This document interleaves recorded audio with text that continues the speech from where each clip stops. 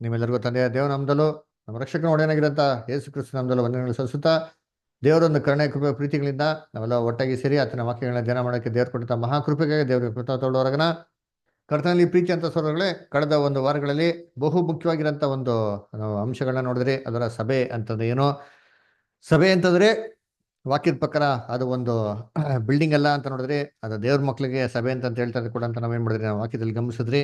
ಅದರ ಸೊ ಆ ಸಭೆ ಅಂತಂದ್ರೆ ಯಾರಪ್ಪ ಅಂದ್ರೆ ಬರೀ ಯೇಸು ಕ್ರಿಸ್ತನ ನಾಮದಲ್ಲಿ ನಂಬಿಕೆ ಇಟ್ಬಿಟ್ರೆ ಆಗ್ತಾರ ಅಂತಂದ್ರೆ ಅದು ಅಲ್ಲ ಅಂತ ಕೂಡ ನೋಡಿದ್ರಿ. ಬರೀ ಕರೀಲ್ಪಟ್ಟವರಾಗಿದ್ರೆ ಸರಲ್ಲ, ಆಯಿಲ್ಪಟ್ಟವ್ರು ಕೂಡ ಆಗಿರ್ಬೇಕು. ಆಯಿಲ್ಪಟ್ಟವ್ರು ಅಂತಂದ್ರೆ ನಮ್ಮನ್ನ ನಾವೇ ದೇವ್ರಿಗೆ ಏನ್ ಮಾಡ್ಬೇಕು, ತ್ಯಾಗ ಮಾಡೋಕ್ಕಾಗಿರ್ಬೇಕು. ನಮ್ಮ ದೇಹಗಳನ್ನ ಸಜೀವ ಯಜ್ಞವಾಗಿ ಅರ್ಪಿಸೋಕೆ ಏನಾಗಿರ್ಬೇಕು, ಸಿದ್ಧವಾಗಿರ್ಬೇಕು ಅಂತ ನೋಡಿದ್ರೆ. ಅದರ ಹಾಗಾದ್ರೆ ಇದರಲ್ಲಿ ಏನ್ರಿ, ನಾವು ದೇವ್ರನ್ನ ಅರ್ಪಿಸ್ಬಿಟ್ರೆ ಸಾಕಾ, ನಾವು ತ್ಯಾಗ ಮಾಡ್ತೀನಿ ಅಂದ್ಬಿಟ್ಟು ಅದ್ರ ಪ್ರಕಾರ ನಡಿತೀನಿ ಅಂದ್ಬಿಟ್ರೆ ಸಾಕಾ ಅಂತಂದ್ರೆ, ಇದರಲ್ಲಿ ಇನ್ನೊಂದೇನ್ ನೋಡಿದ್ರಿ ಅಂತಂದ್ರೆ ಮರಣದವ್ರಿಗೆ ಏನಾಗಿರ್ಬೇಕು, ನಂಬಿಕಸ್ಥರಾಗಿರ್ಬೇಕು ಅಂತ ನೋಡಿದ್ರಿ. ಅದರ ಸೊ ಈ ತರ ಮರಣದಾಗ ನಂಬಿಕಸ್ಥರಾಗಿರೋ ಸಭೆ ಅದೇ ತುಂಬಾ ಕಮ್ಮಿ. ಅದರ ಸೊ ಅದಕ್ಕೆ ನೋಡ್ಬೇಕಾದ್ರೆ ಇದು ಈ ಒಂದು ಕೊನೆಯವರೆಗೂ ನಂಬಿಕಸ್ಥರಾಗಿರ್ಬೇಕು ಅಂತಂದ್ರೆ ಏನಪ್ಪಾ ಅಂತಂದ್ರೆ, ನಾವು ಕಳೆದ ವಾರ ಏನಪ್ಪಾ ನೋಡಿದ್ರಿ ಅಂತಂದ್ರೆ, ಏನ್ರೆ ಪವಿತ್ರ ಆತ್ಮದಲ್ಲಿ ನಮ್ಮನ್ನ ದೇವ್ರ ಇವಾಗ ಏನ್ ಮಾಡಿದಾರೆ, ಗರ್ಭಧಾರಣೆ ಮಾಡಿದ್ದಾರೆ. ಅದರ ನಮ್ಗೆ ಪವಿತ್ರ ಆತ್ಮ ದೇವ್ರ ಏನ್ ಮಾಡಿದ್ರು ಇವಾಗ ಕೊಟ್ಟಿದ್ದಾರೆ. ಅದು ನಮ್ಮಲ್ಲಿ ಏನಾಗ್ತದೆ, ಒಂದು ನೂತನ ಸೃಷ್ಟಿಯಾಗಿ ಅದು ಬೆಳೀತಾ ಇದೆ.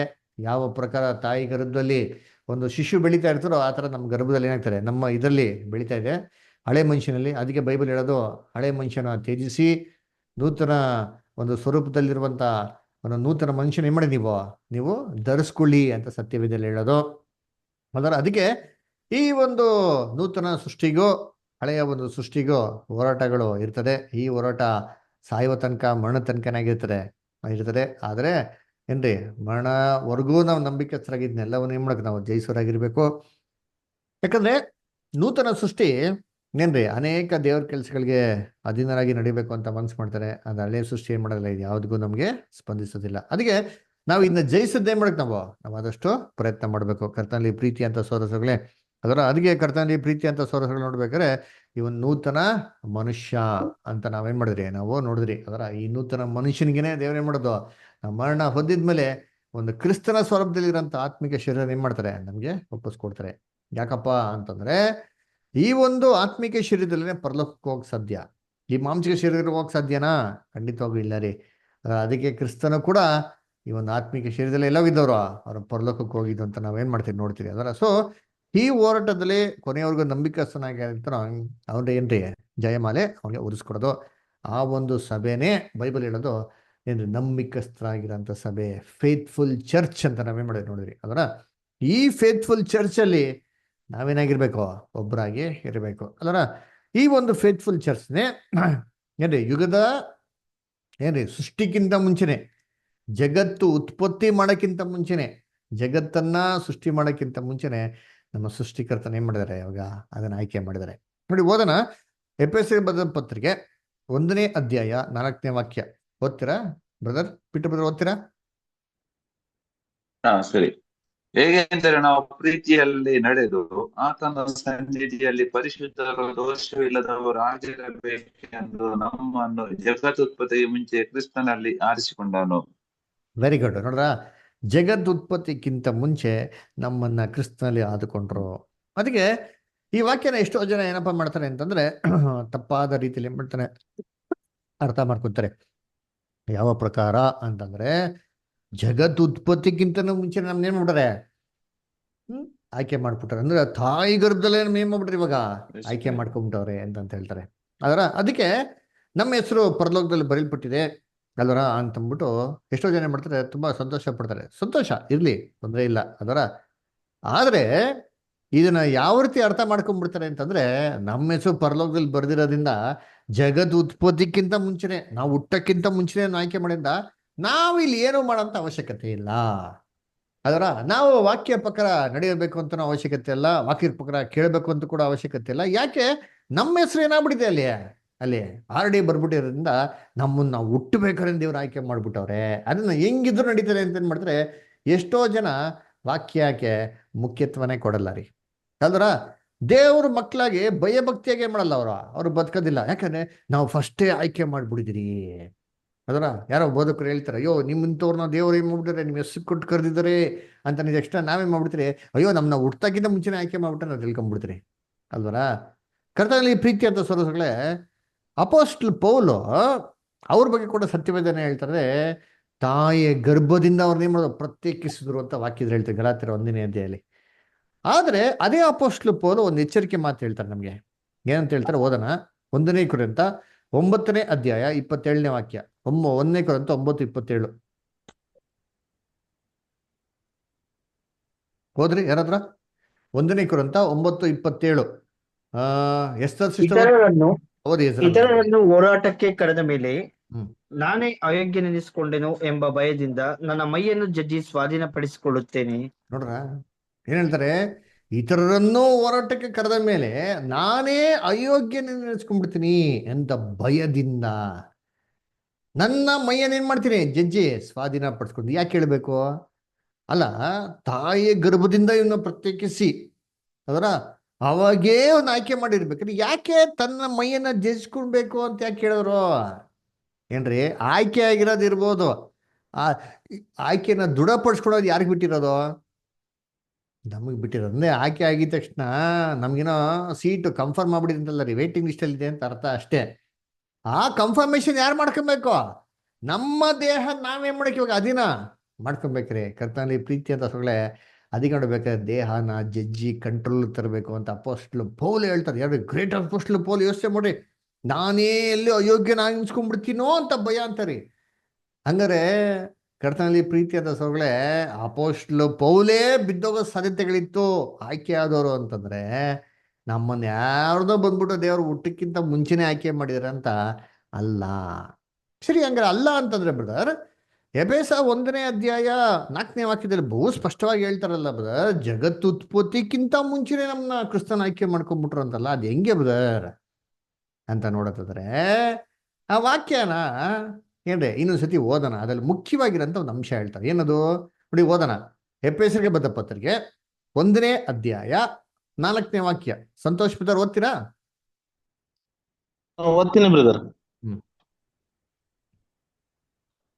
ಹೇಗೆಂದರೆ ನಾವು ಪ್ರೀತಿಯಲ್ಲಿ ನಡೆದು ಆತನ ಸನ್ನಿಧಿಯಲ್ಲಿ ಪರಿಶುದ್ಧರು ದೋಷವಿಲ್ಲದವರು ಆಗಿರಬೇಕೆಂದು ನಮ್ಮನ್ನು ಜಗದೋತ್ಪತ್ತಿಗೆ ಮುಂಚೆ ಕ್ರಿಸ್ತನಲ್ಲಿ ಆರಿಸಿಕೊಂಡನು. ಇಲ್ಲೊಂದು ಹೇಳ್ತಾರೆ, ಜಗತ್ತುತ್ಪತ್ತಿಕ್ಕಿಂತ ಮುಂಚೆ ನಮ್ಮ ಕ್ರಿಸ್ತನ ಹಾಕೊಂಡ್ರು. ಏನಕ್ಕೆ? ನಾವು ಇಷ್ಟು ಮಾತ್ರ ಮೈಂಡಲ್ಲಿ ಬಿಡ್ತಾರೆ. ಆ ವಾಕ್ಯದಲ್ಲಿ ಮುಖ್ಯವಾಗಿ ಬೇರೆ ಅಂಶಗಳು ಮರ್ತೇ ಬಿಡ್ತೀರಿ. ಏನ್ ಹೇಳಿದ್ರು? ಜಗತ್ತುತ್ಪತ್ತಿಕ್ಕಿಂತ ಮುಂಚೆ ಕ್ರಿಸ್ತನ ಆಯ್ಕೆ ಮಾಡ್ಕೊಂಡ್ರು. ಏನಕ್ಕೆ ಗಮನಿಸಿದ್ರಾ? ಇನ್ನೊಂದ್ಸತಿ ಓದಿ ಬರೋ ಎಲ್ಲ ದಯವಿಟ್ಟು ಗಮನ ಇಟ್ಕೊಳ್ಳಿ. ಇವಾಗ ಬದರ್ ಓದಿ, ಇನ್ನೊಂದ್ಸತಿ ಓದಿ.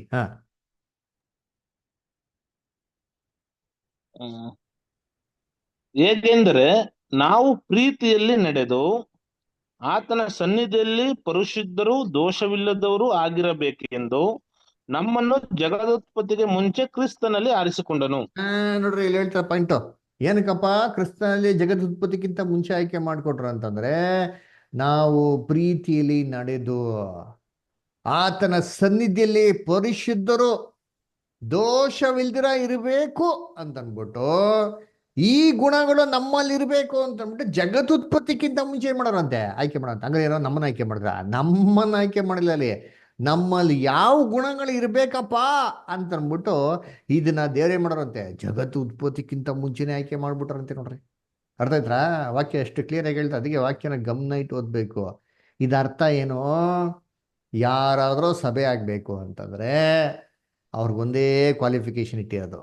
ಏನ್ ಕ್ವಾಲಿಫಿಕೇಶನ್ ಗೊತ್ತಾ? ಅವರು ಒಬ್ಬರ ತರ ಇರ್ಬೇಕಂತೆ. ಏನ್ರಿ?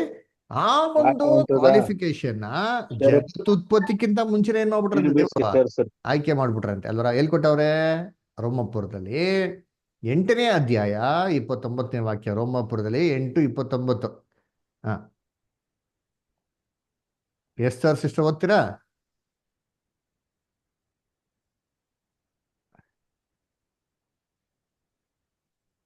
ಸರಿ, ಓದಿ. ಯಾಕೆಂದರೆ ದೇವರು ತನ್ನ ಮಗನಿಗೆ ಅನೇಕ ಮಂದಿ ಸಹೋದರರಿದ್ದು ಅವರಲ್ಲಿ ಆತನೇ ಹಿರಿಯವನಾಗಿರಬೇಕೆಂದು ಉದ್ದೇಶಿಸಿ ತಾನು ಯಾರನ್ನು ತನ್ನವರೆಂದು ಮೊದಲು ತಿಳ್ಕೊಂಡನೋ ಅವರನ್ನು ತನ್ನ ಮಗನ ಸಾರೂಪ್ಯವುಳ್ಳವರಾಗುವುದಕ್ಕೆ ಮೊದಲೇ ನೇಮಿಸಿದನು.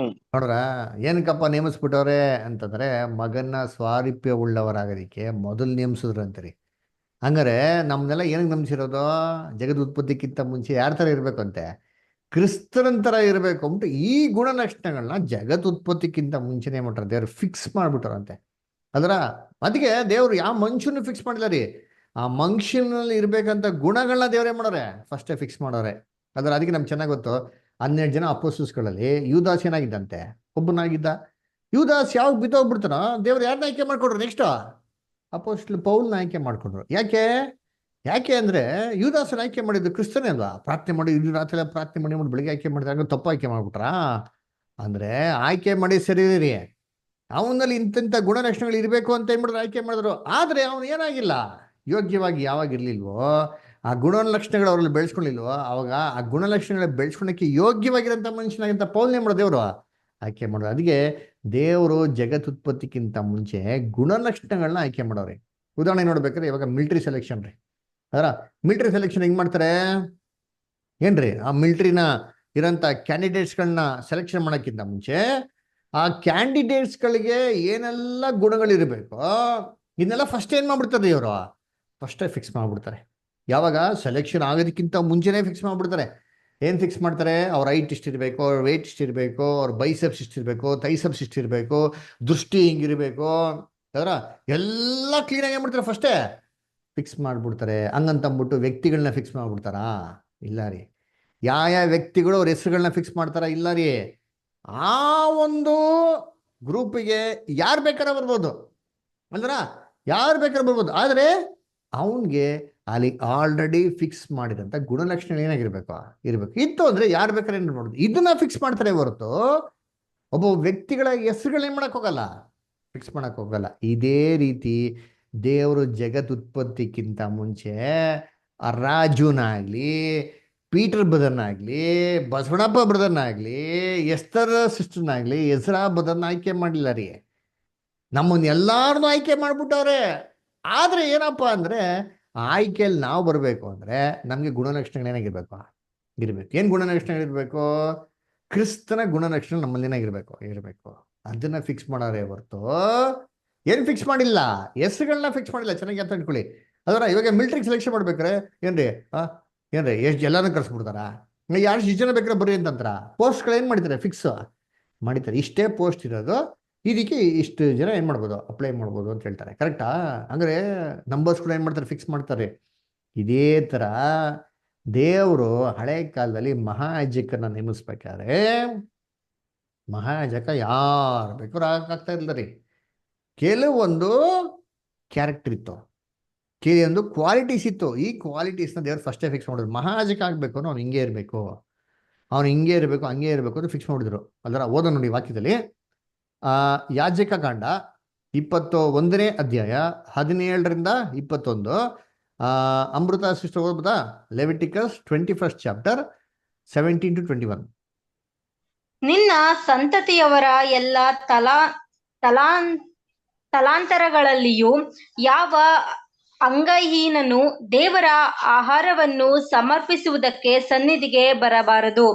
ಅಂಗಹೀನನು ಈ ಕಾರ್ಯವನ್ನು ವಹಿಸಿಕೊಳ್ಳಲೇ ಕೂಡದು.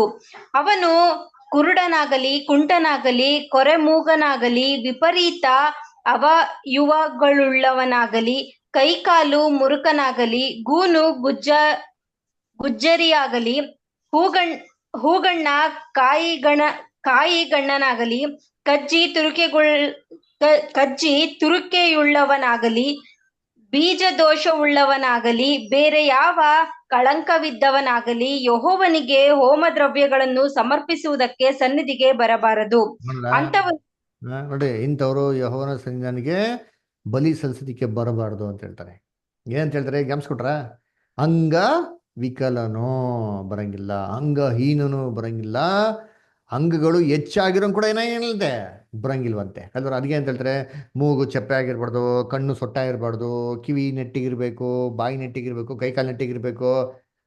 ಅವೆಂಗಳು ಅಂಗಗಳು ಜಾಸ್ತಿ ಇರಬಾರ್ದು. ಎಷ್ಟು ಜನಕ್ಕೆ ಅಂತಾರೆ 6 ಬೀಳಿರ್ತಾರೆ ನೋಡಿದ್ರ, 12 ಇರ್ತಾರೆ ಕೆಲವು ಜನಕ್ಕೆ. ಕೈಲಾರು ಈಗ ಯಾರು ಕಾಲ್ಗೆ 12. ಅದೇನರ್ಥ, ಅಂಗಗಳು ಕ್ಲೀನ್ ಆಗಿರ್ಬೇಕು.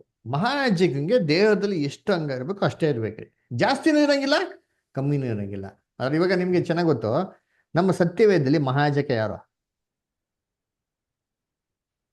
ಯೇಸು ಕ್ರಿಸ್ತ. ಯೇಸು ಕ್ರಿಸ್ತನು. Very good. ಇಬ್ರಿಯರ ಬರೆದ ಪತ್ರಿಕೆಯಲ್ಲಿ ಐತಲ್ಲ, ಯೇಸು ಕ್ರಿಸ್ತ. ಕರೆಕ್ಟ್. ಅದು ಯೇಸು ಕ್ರಿಸ್ತು ನಮಗೆ ಮಹಾಜಕ ಅಲ್ವರ. ಸೊ ಯೇಸು ಕ್ರಿಸ್ತು ನಮಗೆ ಮಹಾಜಕ ಆಗಿದ್ರಿಂದ ಸಭೆ ಏನಾಗಿದೆ, ಅವ್ರ ದೇಹಕ್ಕೆ ಹೆಂಗಾಗಿದ್ದೀರಿ ಇವಾಗ? ಅಂಗಗಳಾಗಿದ್ದೀವಿ. ಅದರ ಈ ಅಂಗ ಎಷ್ಟಿರ್ಬೇಕು? ಒಂದು ಜಾಸ್ತಿನೂ ಇಲ್ಲ, ಒಂದು ಕಮ್ಮಿನೂ ಇಲ್ಲ. ಎಷ್ಟಿರ್ಬೇಕು ಅಂಗ? ಕರೆಕ್ಟಾಗಿರ್ಬೇಕ್ರಿ. ಜಾಸ್ತಿನೂ ಇರಂಗಿಲ್ಲ, ಕಮ್ಮಿನೂ ಇರಂಗಿಲ್ಲ. ಎಷ್ಟು ಹೇಳಿದ್ರು ಅಷ್ಟೇ ಇರ್ಬೇಕ್ರಿ. ಅದೇನಪ್ಪ ಅರ್ಥ?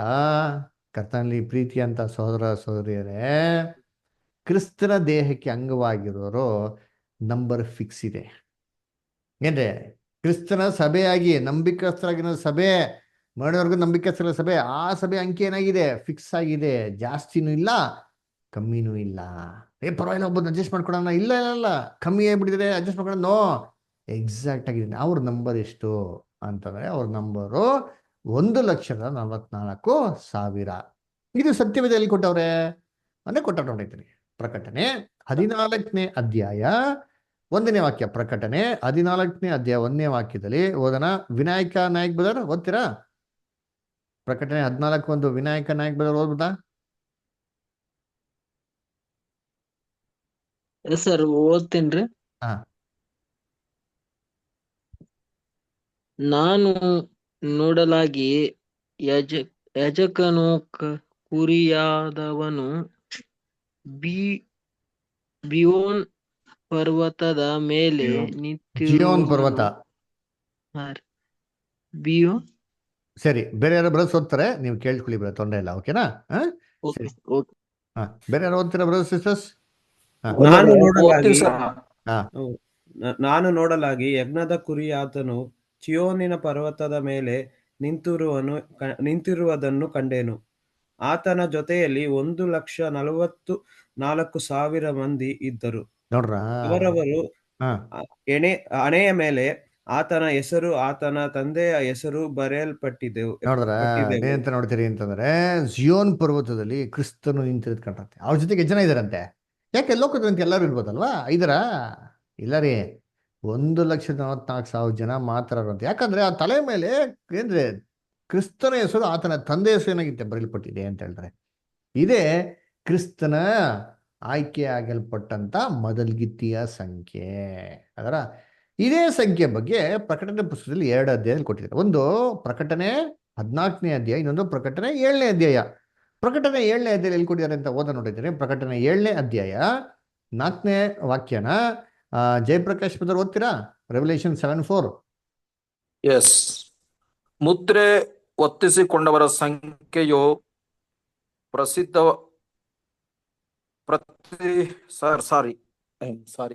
ಬೇರೆ.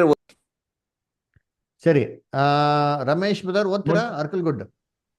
ಬೈಬಲ್ ಇಲ್ಲ ಸರ್, ಅದಕ್ಕೋಸ್ಕರ. ತೊಂದ್ರೆ ಇಲ್ಲ. ಮುದ್ರೆ ಒತ್ತಿಸಿಕೊಂಡವರ ಸಂಖ್ಯೆ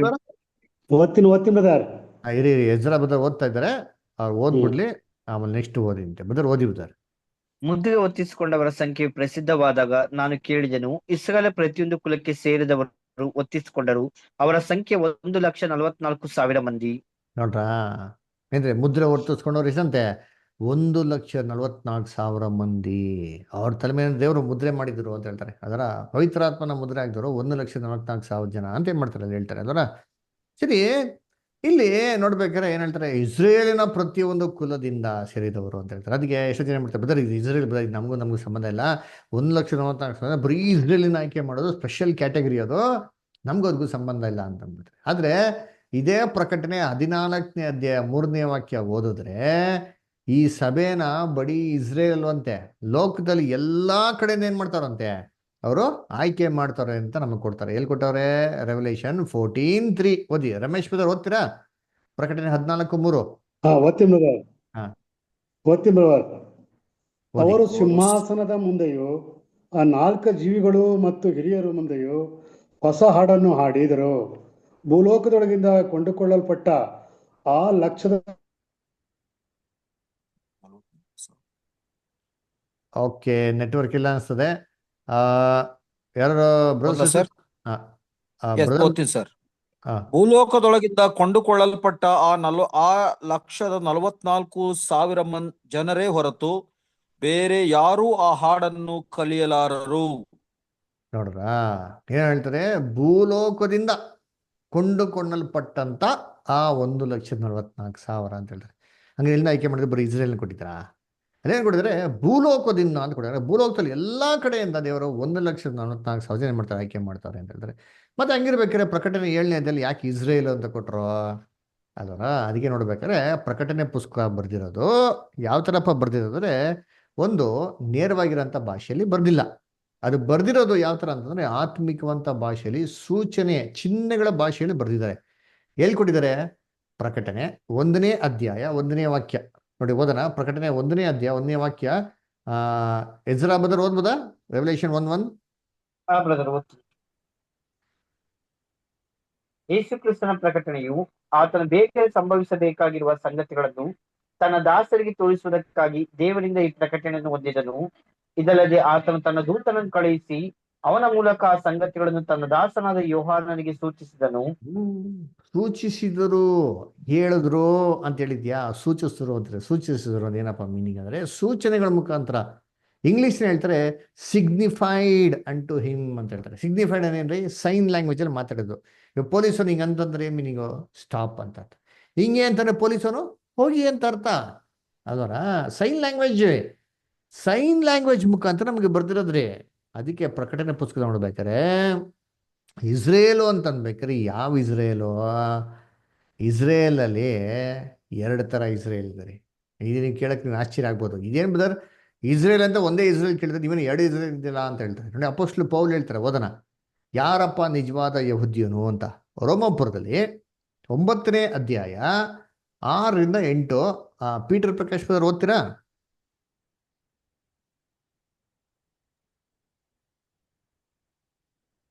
ಆಯ್ತು. ದೇವರು ಹೇಳಿದ ಮಾತು ತಪ್ಪಿತೆಂದು ನಾವು ಭಾವಿಸಕೂಡದು. ಯಾಕೆಂದರೆ ಇಸ್ರೇಲ್ ವಂಶದಲ್ಲಿ ಹುಟ್ಟಿದವರೆಲ್ಲರೂ ಇಸ್ರೇಲರಲ್ಲ, ಹಾಗೆ ಅಬ್ರಹಾಮನ ವಂಶದಲ್ಲಿ ಹುಟ್ಟಿದ ಮಾತ್ರಕ್ಕೆ ಅವರೆಲ್ಲರೂ ಮಕ್ಕಳೆಂದು ಎಣಿಸಲ್ಪಡುವುದಿಲ್ಲ. ಒಂದ್ ನಿಮಿಷ ಪೀಟರ್ ಬ್ರದರ್, ಒಂದೊಂದೇ ವಾಕ್ಯಗಳನ್ನ ನಾವು ಅರ್ಥ ಮಾಡ್ಕೊಂಡು ಹೋಗೋಣ. ನೋಡಿ, ಹೇಳ್ತಾರೆ ದೇವರ ವಾಕ್ಯವು ತಪ್ಪಾಯಿತೆಂದು ನಾವು ಭಾವಿಸಕೂಡದು. ಇಸ್ರೇಲ್ ವಂಶದವರೆಲ್ಲ ಏನ್ರಿ? ಇಸ್ರೇಲ್ ವಂಶದಲ್ಲಿ ಹುಟ್ಟಿದವರೆಲ್ಲ ಏನಲ್ವಂತೆ?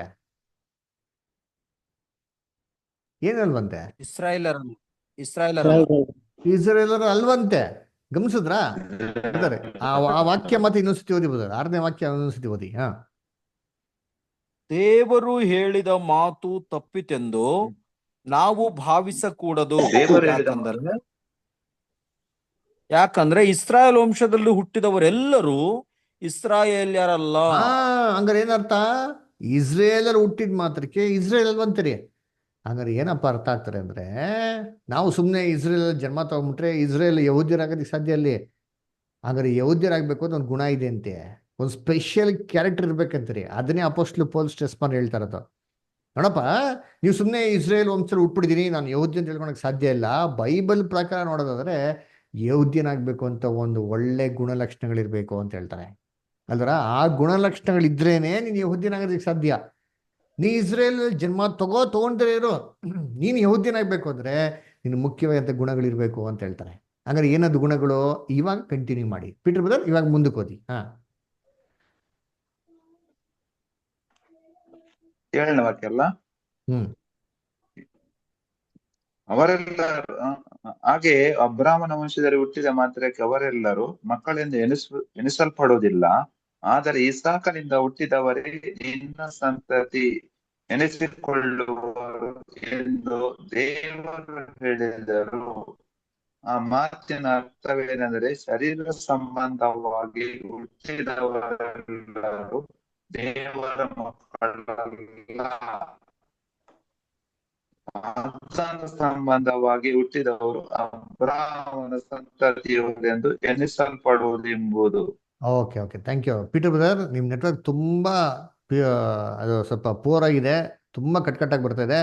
ಬೇರೆ ಯಾರೋ ಬ್ರದರ್ಸ್ ತೊಂದರೆ ಇಲ್ಲ, ಬೇರೆ ಬ್ರದರ್ಸ್ಗಳು ಯಾರೋ ಓದ್ತಾರೆ ನೋಡೋಣ. ಬ್ರದರ್ ದಯವಿಟ್ಟು ರೋಮಾಪುರದಲ್ಲಿ 9ನೇ ಅಧ್ಯಾಯ 7ರಿಂದ 8 ದಯವಿಟ್ಟು ಎಜ್ರಾ ಬ್ರದರ್ ಓದ್ತೀರಾ? ಹಾಗೆಯೇ ಅಬ್ರಹಾಮನ ವಂಶದಲ್ಲಿ ಹುಟ್ಟಿದ ಮಾತ್ರಕ್ಕೆ ಅವರೆಲ್ಲರೂ ಮಕ್ಕಳೆಂದು ಎಣಿಸಲ್ಪಡುವುದಿಲ್ಲ, ಆದರೆ ಇಸಾಕನಿಂದ ಹುಟ್ಟುವವರೇ ನಿನ್ನ ಸಂತತಿ ಅನ್ನಿಸಿಕೊಳ್ಳುವರು ಎಂದು ದೇವರು ಹೇಳಿದನು. ಆ ಮಾತಿನ ಅರ್ಥವೇನೆಂದರೆ, ಶರೀರ ಸಂಬಂಧವಾಗಿ ಹುಟ್ಟಿದವರೆಲ್ಲರೂ ದೇವರ ಮಕ್ಕಳಲ್ಲ, ವಾಗ್ದಾನ ಸಂಬಂಧವಾಗಿ ಹುಟ್ಟಿದವರೇ ಅಬ್ರಹಾಮನ ಸಂತತಿಯವರೆಂದು ಎಣಿಸಲ್ಪಡುವರು ಎಂಬುದು. ನೋಡ್ರ ಅರ್ಥ ಏನಪ್ಪಾ ಅಂದ್ರೆ ಏನ್ರಿ, ಶರೀರ ಸಂಬಂಧವಾಗಿ ಹುಟ್ಬಿಟ್ರೆ ಯಹೂದ್ಯರಾಗಲ್ಲ ರೀ, ಆತ್ಮ ಸಂಬಂಧವಾಗಿ ಹುಟ್ಟಿರ್ಬೇಕ್ರಿ ಅಂತ ಹೇಳ್ತಾರೆ. ಹಂಗಾರೆ ಯಹೂದ್ಯನಲ್ಲಿ 2 ತರ ಯಹೂದ್ಯನಿದ್ದಾರೆ. ಒಂದು ಆತ್ಮಿಕ ಯಹೂದ್ಯನೋ, ಇನ್ನೊಬ್ರು ಮಾಂಸಿಕವಾಗಿ ಹುಟ್ಟಿರೋಂಥ ಯಹೂದ್ಯರು ಇದ್ದಾರೆ ಅಂತ ಹೇಳ್ತಾರೆ. ಅದರ ಅದಕ್ಕೆ ಕರ್ತನಲ್ಲಿ ಪ್ರೀತಿ ಅಂತ ಸೋಗಲೆ ಬೈಬಲ್ ಪ್ರಕಾರ ನೋಡಿದ್ರೆ ಏನ್ರಿ, ಇಸ್ರೇಲ್ನಲ್ಲಿ ಅಬ್ರಾಮ್ ವಂಶದಲ್ಲಿ ಹುಟ್ಟಿದವರೆಲ್ಲ ಮಾಂಸಿಕ ಯಹೂದ್ಯರು. ಅದರ ಅದೇನ್ರಿ, ಅದಕ್ಕೆ ಏನ್ ಹೇಳ್ತಾರೆ, ವಂಶ ಪಾರಂಪರೆಯಿಂದ ಹುಟ್ಟಿರಂತ ಇಸ್ರೇಲನ್ನು ನೀವು ಯೋಚಿಸ್ರಿ ಅಂತ ಸತ್ಯ ಹೇಳ್ತಾರೆ. ಏನೋ ಇಸ್ರೇಲ್ ಆಫ್ಟರ್ ದ ಫ್ಲೆಶ್ ಅಂತ ಇಂಗ್ಲೀಷಲ್ಲಿ ಹೇಳ್ತಾರೆ. ವಾಕ್ಯ ಓದೋಣ. 1 ಕೊರಿಂಥ 10ನೇ ಅಧ್ಯಾಯ 18ನೇ ವಾಕ್ಯ. ಓದ್ತೀರಾ? ಇಲ್ಲಿ ನಮ್ಮ ಸಂತೋಷ್ ಬ್ರದರ್. ಓದ್ತೀನಿ ಬ್ರದರ್. 10ನೇ ಅಧ್ಯಾಯ ಬ್ರದರ್, 18ನೇ ವಾಕ್ಯ ಬ್ರದರ್.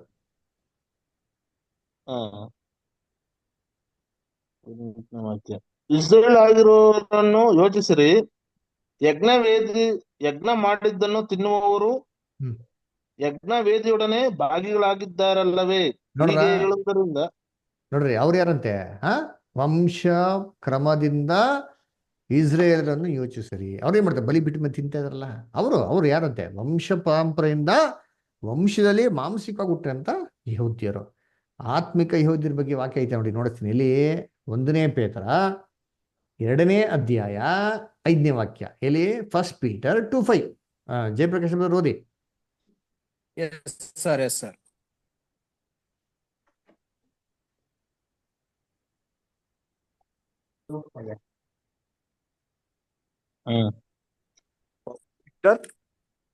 ಫಸ್ಟ್ ಪೀಟರ್ 2:5 ಅಲ್ಲ?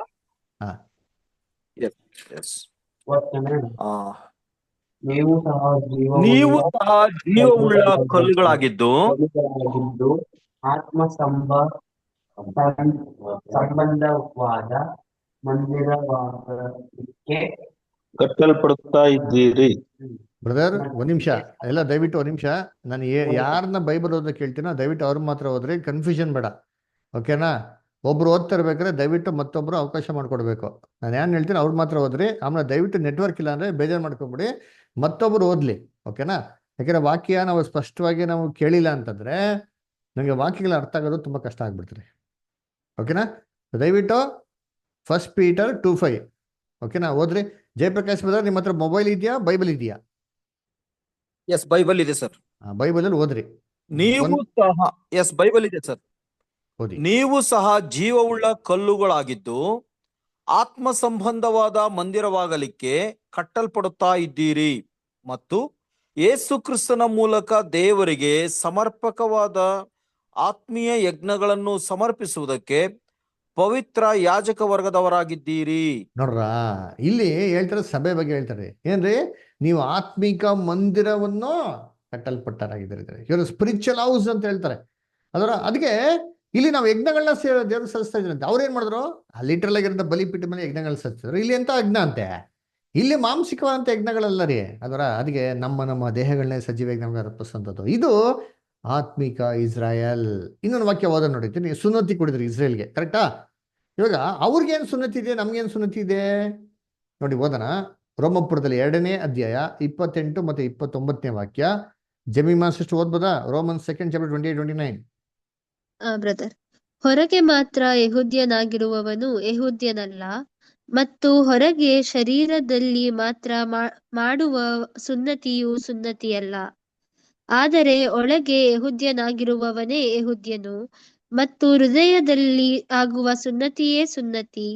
ಇದು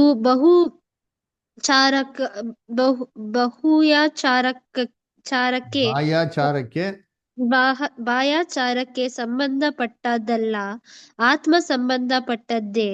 ಇಂಥ ಸುನ್ನತಿ ಇದ್ದವನಿಗೆ ಬರುವ ಹೊಗಳಿಕೆಯು ದೇವರಿಂದಲೇ ಹೊರತು ಮನುಷ್ಯರಿಂದ ಬರುವುದಿಲ್ಲ. ಎಷ್ಟು ಕ್ಲೀನ್ ಆಗಿ ಹೇಳ್ತಾರೆ ಅಂತಾನೆ. ಏನೋ ಹೊರಗೆ ಮಾತ್ರ ಯೋಗ್ಯನಾಗಿರುವನು ಏನಲ್ವಂತೆ? ಯೋಗ್ಯನಲ್ಲ ರೀ. ಅರ್ಥ ಮಾಡ್ಕೊಳ್ರಿ. ಸುನ್ನತಿ ಬರೀ ಹೊರಗಡೆ ಮಾಡಿಸ್ಕೊಂಡ್ಬಿಟ್ಟೆ ಸುನ್ನತಿ ಆಗಲ್ಲ ರೀ. ಎಲ್ಲಿರ್ಬೇಕು? ಹೃದಯದ ಸುನ್ನತಿ ಏನಾಗಿರ್ಬೇಕ್ರಿ? ಇರ್ಬೇಕು. ಅವನೇ ನಿಜವಾದ ಯಹೂದ್ಯನು. ಅಂದ್ರೆ ಬೈಬಲ್ ಪ್ರಕಾರ ನಿಜವಾದ ಯಹೂದ್ಯನು ಒಬ್ರು ಇದ್ದಾರೆ. ಆಮೇಲೆ ಡೂಪ್ಲಿಕೇಟ್ ಒಬ್ಬ ಯಹೂದ್ಯನಿದೆ. ಡೂಪ್ಲಿಕೇಟ್ ಯಹೂದ್ಯರು ಯಾರಪ್ಪ ಅಂದ್ರೆ ಸುಮ್ಮನೆ ಮಾಂಸಿಕವಾಗಿ ಇಸ್ರೇಲ್ ಹುಟ್ಟಿದ್ದಾರೆ. ಅವ್ರಿಗೆ ದೇವ್ರ ಮೇಲೆ ನಂಬಿಕೆ ಇಲ್ಲ ಅಂತ ಇಲ್ಲ, ಸುಮ್ಮನೆ ಕಾಟಾಚಾರಕ್ಕಾಗಿದ್ದಾರೆ ಅಷ್ಟೇ ಯಹೂದ್ಯರಿಗೆ. ಆದರೆ ಅನ್ಯ ಜನಾಂಗದಾಗಿರೋ ನಾವು ದೇವ್ರ ಮೇಲೆ ನಮಗೆ ನಂಬಿಕೆ ಇತ್ತು ಅಂದ್ರೆ ನಾವೇನಾಗ್ತೀವಿ ಇವಾಗ? ನಮ್ಮ ಹೃದಯದಲ್ಲಿ ಸುನ್ನತಿ ಮಾಡಿಸ್ಕೊಂಡಾಗ ನಾವು ನಿಜವಾದ ಯಹೂದ್ಯರಾಗ್ತೀರಿ ಅಲ್ವರ? ನೋಡ್ರಿ, ಅದಕ್ಕೆ ಹೇಳ್ತಾರೆ ಬೈಬಲಲ್ಲಿ ಆತ್ಮಿಕ ಯಹೂದ್ಯರಿದ್ದಾರೆ, ಮಾಂಸಿಕ ಯಹೂದ್ಯರಿದ್ದಾರೆ. ಇನ್ನೊಂದು ವಾಕ್ಯ ಓದೋಣ, ಗಲಾತ್ಯರ 3ನೇ ಅಧ್ಯಾಯ 7 ಮತ್ತು 8. ಅಮೃತ ಸಿಸ್ಟರ್ ಓದ್ಬೋದಾ?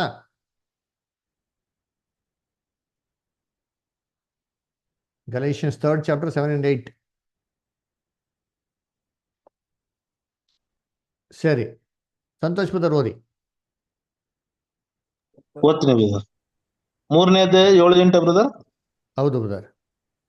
ಆದುದರಿಂದ ನಂಬುವವರೇ ಅಬ್ರಾಮನ ಮಕ್ಕಳೆಂದು ತಿಳಿದುಕೊಳ್ಳಿರಿ. ದೇವರು ಅನ್ಯ ಜನರನ್ನು ನಂಬಿಕೆಯ ನಿಮಿತ್ತವಾಗಿಯೇ ನೀತಿವಂತರೆಂದು ನಿರ್ಣಯಿಸುವನೆಂಬುದಾಗಿ ಶಾಸ್ತ್ರವು ಮೊದಲೇ ಕಂಡು ಅಬ್ರಾಮನಿಗೆ ನಿನ್ನ ಮೂಲಕ ಎಲ್ಲಾ ಜನಾಂಗಗಳವರೆಗೂ ಆಶೀರ್ವಾದ ಉಂಟಾಗುವುದೆಂಬುದು ಶುಭವರ್ತಮಾನವನ್ನು ಮುಂಚಿತವಾಗಿಯೇ ತಿಳಿಸಿತು. ನೋಡ್ರ, ಕ್ಲೀನ್ ಎಷ್ಟು ಇದೆ. ಆದುದರಿಂದ ನಂಬುವವರೇ ಅಬ್ರಾಮಿನ ಮಕ್ಕಳು. ಅದಕ್ಕೆ ದೇವರು ಅನ್ಯ ಜನರನ್ನು ನಂಬಿಕೆ ನಿಮಿತ್ತವಾಗಿ ಏನ್ ಮಾಡೋದು? ನೀತಿವಂತರ ನಿರ್ಣಯಿಸಿದ್ರಂತೆ. ಯಾರು? ಅನ್ಯ ಜನ ಗುರುಗಳು ಏನಾಗ್ಬಿಟ್ರು? ಅಬ್ರಾಮಿನ ಮಕ್ಕಳಾಗ್ಬಿಟ್ರು ಅಂತ ಹೇಳ್ತಾರೆ ಅಂದ್ರೆ ಅಲ್ವರ? ಅದಕ್ಕೆ ಕರ್ತನಲ್ಲಿ ಪ್ರೀತಿ ಅನ್ನೋಳೆ ಚೆನ್ನಾಗಿ ಜ್ಞಾಪಿಸ್ಕೊಡಿ. ಸ್ನಾನಿಕನ ಯೋಹಾನ ಇಸ್ರೇಲ್ಗೆ ಏನಂತಂದ್ರು? ಇಲೇ ಸರ್ಪ ಜಾತಿಗಳವರೇ ಅಂತ ಬೈದ್ರು. ಕರೆಕ್ಟಾ? ಬ್ಯಾಪ್ಟಿಸಮ್ ತೊಗೊಳಕ್ಕೆ ಬರ್ತಾ ಇರ್ಬೇಕಾರೆ ಅಲ್ಲಿ ಯಹೂದ್ಯರೆಲ್ಲ ಬರ್ತಾರೆ, ಫರಿಸರೆಲ್ಲ ಬರ್ತಾರೆ. ಅವ್ರು ಬರೋದು ನೋಡ್ಬಿಟ್ಟು ಏನ್ ಹೇಳ್ತಾರೆ? ಎಲೇ ಸರ್ಪ ಜಾತಿಯವರೇ, ನಿಮಗೆ ದೇವರ ಕೋಪದಿಂದ ತಪ್ಪಿಸ್ಕೊಳಕ್ಕೆ ಮಾರ್ಗ ನೋಡ್ಸಿದ್ಯಾ ಅವರು ಅಂತ ಹೇಳ್ತಾರೆ. ಕರೆಕ್ಟಾ? ಯಾಕೆ ಸರ್ಪ ಜಾತಿಗಳವರೇ ಅಂತ ಹೇಳಿದ್ದು? ನೋಡಿ, ವಾಕ್ಯ ಓದೋಣ. ಮತ್ತೇಯದಲ್ಲಿ 3ನೇ ಅಧ್ಯಾಯ ಎಜ್ರಾ ಬ್ರದರ್ ಓದ್ರಿ. ಮ್ಯಾಥ್ಯೂ ಅಲ್ಲಿ ಬ್ರದರ್ 3rd chapter ಒಂದೇ ಒಂದು ವಚನ ಹೇಳ್ತೀನಿ, ಅದು ಮಾತ್ರ ಓದಿ. 3rd chapter verses 7. ಆದರೆ ಅವನು ಫರಿಸಾಯರಲ್ಲಿಯೂ ಸದ್ದುಕಾಯರಲ್ಲಿಯೂ ಅನೇಕರು ತನ್ನಿಂದ ಸ್ನಾನ ಮಾಡಿಸಿಕೊಳ್ಳುವುದಕ್ಕೆ ಬರುವುದನ್ನು ಕಂಡು ಅವರಿಗೆ, ಎಲೈ ಸರ್ಪ ಜಾತಿಯವರೇ, ಮುಂದೆ ಕಾಣಬರುವ ದೈವ ಕೋಪದಿಂದ ತಪ್ಪಿಸಿಕೊಳ್ಳುವುದಕ್ಕೆ ನಿಮಗೆ ಉಪದೇಶ ಮಾಡಿದವರಾರು. ಹಾಗಾದರೆ ನಿಮ್ಮ ಮನಸ್ಸು ದೇವರ ಕಡೆಗೆ ತಿರುಗಿ ತಮ್ಮನ್ನು ತಕ್ಕ ಫಲದಿಂದ ತೋರಿಸಿರಿ. ನೋಡ್ರ, ಏನ್ ಹೇಳ್ತಾರೆ ಇಲ್ಲಿ? ಸರ್ಪ ಜಾತಿಗಳವರೇ ಅಂತ ಹೇಳ್ತಾರೆ. ಇವಾಗ ನೀವೇ ಹೇಳ್ರಿ, ಯಹೂದ್ಯರು ಯಾವ ಜಾತಿ? ಸರ್ಪ ಜಾತಿನ ಅಥವಾ ಯಹೂದ್ಯರ ಜಾತಿನ? ಯಹೂದ್ಯರು. ಮತ್ತೆ ಸರ್ಪ ಜಾತಿ ಕರೀತಾರೆ ಯಾಕೆ ಅಂತಂದ್ರೆ ಇಲ್ಲಿ ಯಹೂದ್ಯರಿಗೆ ಇರ್ಬೇಕಾಗಿರೋಂಥ ಗುಣಗಳು ಯಹೂದ್ಯರಲ್ಲಿ ಕಾಣಲಿಲ್ಲ ರೀ. ಅದು ಬದಲಾಗಿ ಸರ್ಪದಲ್ಲಿರೋಂಥ ಗುಣಗಳು ಅವರಲ್ಲಿ ಕಾಣಿಸ್ತು ಅಂತ ಹೇಳ್ತಾರೆ. ಬೈಬಲ್ ಸರ್ಪ ಅಂದ್ರೆ ಯಾರಿಗೆ ಹೇಳ್ತೀರಿ? ಸೈತಾನನಿಗೆ. ಅಂದ್ರೆ ಸೈತಾನಿಗೆ ಏನ್ ಗುಣ ಇದೆ? ಯಾಕೋಬು 2ನೇ ಅಧ್ಯಾಯ 19 to 22 ಓದ ನೋಡಿರ್ತೀನಿ. ಯಾಕೋಬು 2ನೇ ಅಧ್ಯಾಯ 19 to 22. ಪೀಟರ್ ಪ್ರಕಾಶ್ ಬ್ರದರ್ ಓದ್ತೀರಾ?